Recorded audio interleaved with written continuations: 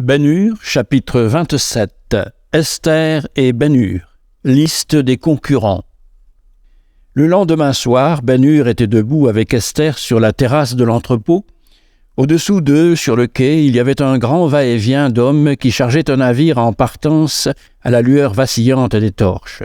Simonide n'était pas encore revenu de son comptoir, où il attendait le moment de délivrer au capitaine de la galère qui appareillait ses dernières instructions, à savoir qu'il devait se rendre à Ostie, le port de Rome, pour y déposer un passager et de là continuer sa route vers Valence sur la côte d'Espagne. Ce passager était l'agent qui s'en allait disposer des propriétés d'Argus, le douumvir dont Ben-Hur avait hérité. Quand on aurait levé les ancres, le jeune homme serait lié irrévocablement à la tâche qu'il avait librement acceptée la nuit précédente. S'il éprouvait quelque repentir, il n'était pas encore trop tard pour le dire. Il était le maître, il pouvait faire ce que bon lui semblait. Tout cela, Ben-Hur se le disait peut-être, tandis que les bras croisés, il regardait la scène qui se déroulait à ses pieds. Jeune, riche, beau, habitué à la société des patriciens de Rome, il entendait une voix murmurer à ses oreilles qu'il serait fou de sacrifier à un devoir pénible et à une cause perdue d'avance. N'était-ce pas folie que de vouloir lutter contre César? D'un côté, il voyait la figure vague, voilée de mystère du roi. Il se rappelait le peu de certitude qu'il possédait au sujet de la nature de son royaume. De l'autre, toutes les joies, tous les honneurs que sa fortune lui procurerait. Il songeait à la possibilité, si nouvellement entrevue, d'avoir un foyer à lui, des amis pour l'égayer. Et le monde, toujours rusé, toujours prêt à crier aux faibles « Reste en arrière, repose-toi, jouis de la vie !» Le monde avait trouvé ce soir-là un allié dans la personne de la compagne de Ben-Hur. « As-tu jamais été à Rome ?» lui demanda-t-il tout à coup en se penchant vers elle. « Non, » répondit Esther. « Aimerais-tu y aller ?»« Je ne le crois pas. »« Pourquoi ?»« J'ai peur de Rome, » répondit-elle d'une voix tremblante. Il distinguait à peine sa figure à la lumière indécise des étoiles, mais pour la seconde fois elle lui rappela Tirza, et un sentiment de tendresse soudaine s'empara de lui. C'est ainsi que sa sœur disparue était debout près de lui sur le toit de leur maison, en ce matin de malheur où Gratien eut son accident. Pauvre Tirza, où donc était-elle maintenant? Esther bénéficia de l'émotion que son souvenir éveillait. Il se dit que si elle n'était pas sa sœur, jamais du moins il ne pourrait la considérer comme sa servante. Si elle l'était légalement, c'était une raison de plus pour la traiter avec bonté et considération. « Je ne puis me représenter Rome, continua-t-elle, comme une ville pleine de palais, de temples et d'une foule affairée. Elle est pour moi un monstre qui a pris possession d'un des plus beaux pays de la terre et qui s'y tient accroupi, cherchant à fasciner les hommes par ses regards, afin de les précipiter dans la ruine et la mort. Un monstre auquel personne n'oserait résister, un vampire gorgé de sang. Pourquoi ?» Elle hésita, puis s'arrêta en baissant les yeux. « Continue, » lui dit doucement Ben-Hur. Elle se rapprocha de lui, releva la tête et reprit. « Pourquoi t'en ferais-tu une ennemie? Pourquoi ne ferais-tu pas plutôt la paix avec elle afin de vivre tranquille? Tu as eu bien des chagrins, tu les as supportés, tu as échappé aux embûches de tes ennemis. La douleur a dévoré ta jeunesse. Aurais-tu raison de lui livrer encore le reste de tes jours ?» La gracieuse figure de la jeune fille devenait de plus en plus blanche à mesure qu'elle plaidait sa cause. « Que voudrais-tu que je fisse, Esther ?» lui demanda-t-il à demi-voix. Elle hésita un moment, elle interrogea au lieu de répondre à sa question. « Y a-t-il une maison d'habitation sur ta propriété près de Rome ?»« Oui. »« Est-elle belle ?»« Très belle. C'est un palais bâti au milieu d'un jardin où murmurent des fontaines. Ses bosquets ombreux sont pleins de statues. Tout autour s'élèvent des collines couvertes de vignes si hautes que de leur sommet on voit Naples, le Vésuve et la mer sillonnée de voiles. César a une résidence d'été tout à côté, mais à Rome, on dit que l'ancienne villa d'Arius est la plus belle des deux. Et la vie est paisible? Jamais jour d'été, jamais nuits éclairées par la lune ne furent plus tranquilles que ceux que j'y passais quand il ne s'y trouvait pas d'amis en visite. Depuis que son premier propriétaire est mort et que je suis ici, rien ne doit plus rompre le silence qui règne dans la maison et dans les jardins. si ce n'est la voix étouffée de quelques domestiques, le gazouillement des oiseaux et le murmure des fontaines. Tout y demeure dans l'état où je l'ai laissé. La vie que je menais là-bas, Esther, était trop facile pour moi. Je sentais que moi, qui avais tant à faire, je me laissais enchaîner par des chaînes de soie. Si j'avais tardé encore à m'en arracher, les années auraient passé, la fin serait venue, et je n'aurais accompli aucun de mes devoirs. Elle resta immobile, les yeux fixés sur la rivière. « Pourquoi me demandes-tu tout cela ?» lui dit-il. « Mon bon maître, non, Esther, pas cela.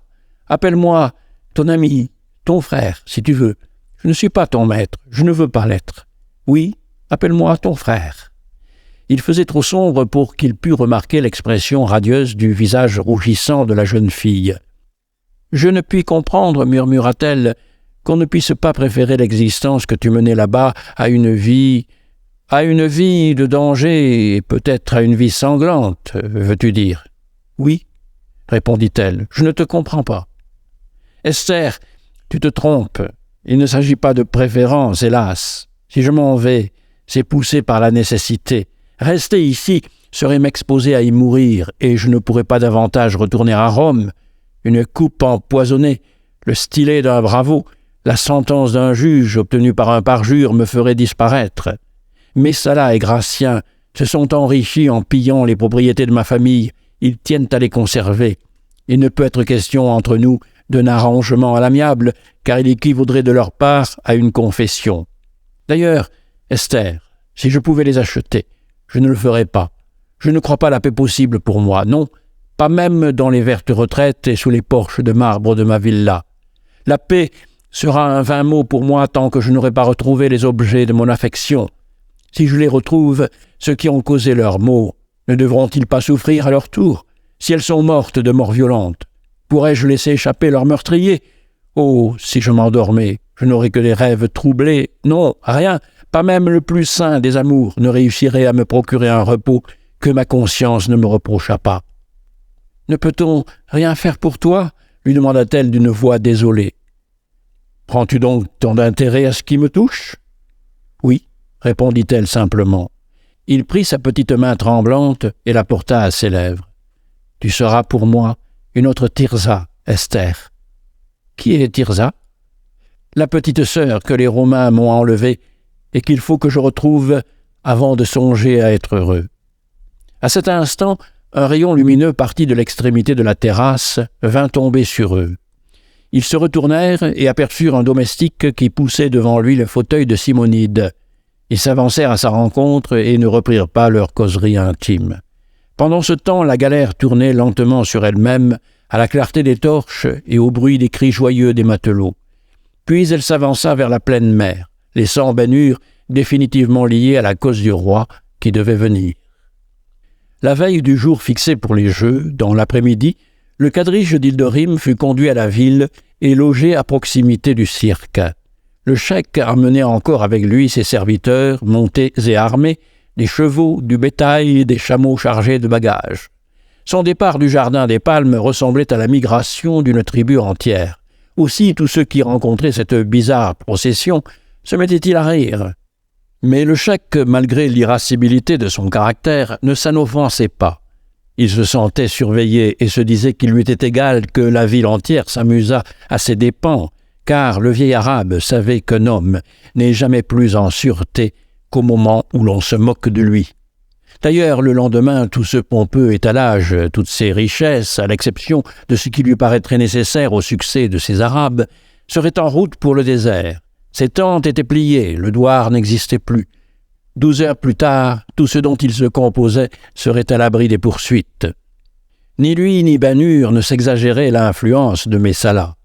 Il pensait cependant que, dès après les courses, il fallait s'attendre à tout de sa part, car s'il était battu par le jeune juif, il prendrait immédiatement des mesures contre eux sans attendre les conseils de Gratien.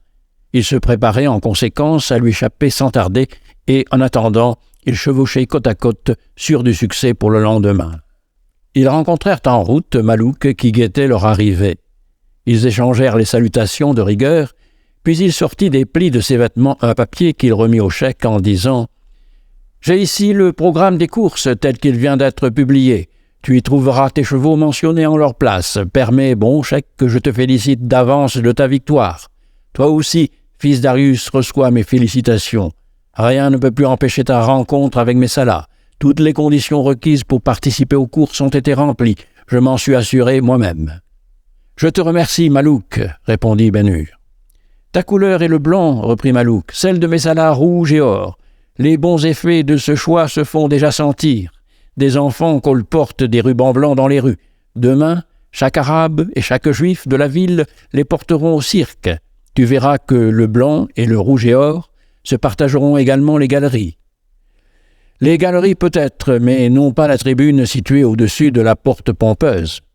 Non, là, l'écarlate dominera, mais si nous gagnons, Malouk riait de plaisir à cette pensée, comme les hauts dignitaires trembleront. Ils parieront naturellement avec le dédain qu'ils professent pour tout ce qui n'est pas romain, 2, 3 ou 4 contre 1 pour Messala. Il baissa la voix et poursuivit. Il ne sied guère à un juif bien noté dans le temple d'exposer son argent de cette façon. Cependant, je te dirai en confidence que je placerai un ami derrière la chaise du consul et qu'il sera prêt à accepter les offres à 3 contre 1, ou 5, ou 10, car on ne sait jusqu'où leur folie les entraînera. J'ai mis à son service dans ce but 6000 cycles. Les Romains ne parient qu'en monnaie romaine, Malouk.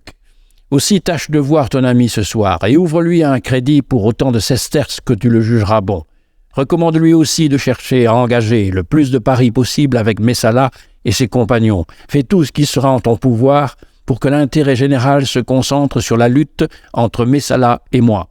« Ce ne sera pas difficile, s'écria Malouk. « Eh bien, je te remets le soin de tout cela.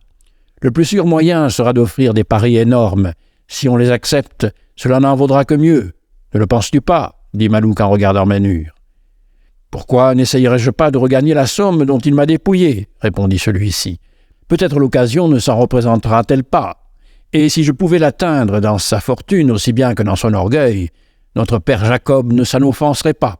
Oui, il en sera ainsi. Tu m'entends, Malouk ? Ne t'en tiens pas à des sesterces, et si tu trouves quelqu'un qui ose s'avancer jusqu'à risquer des talents, va de l'avant.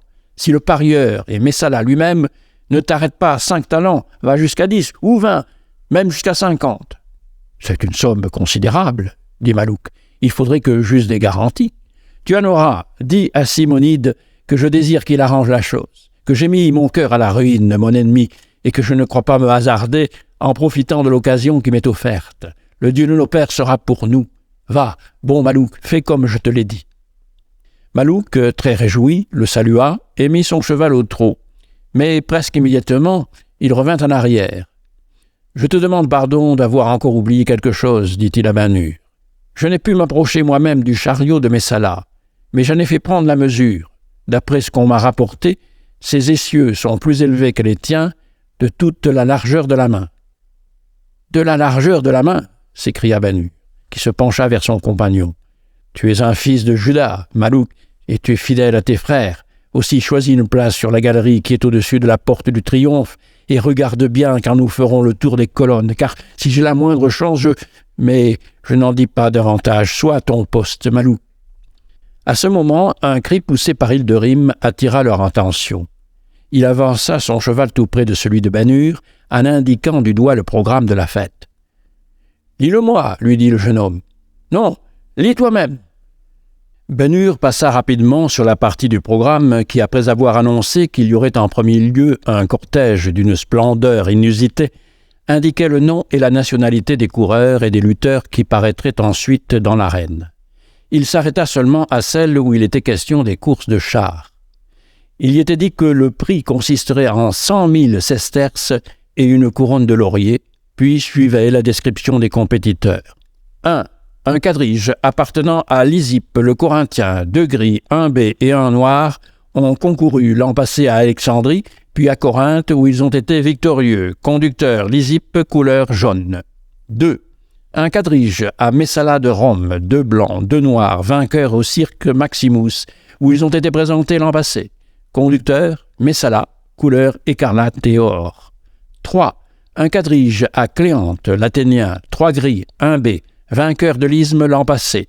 Conducteur Cléante, couleur vert. 4.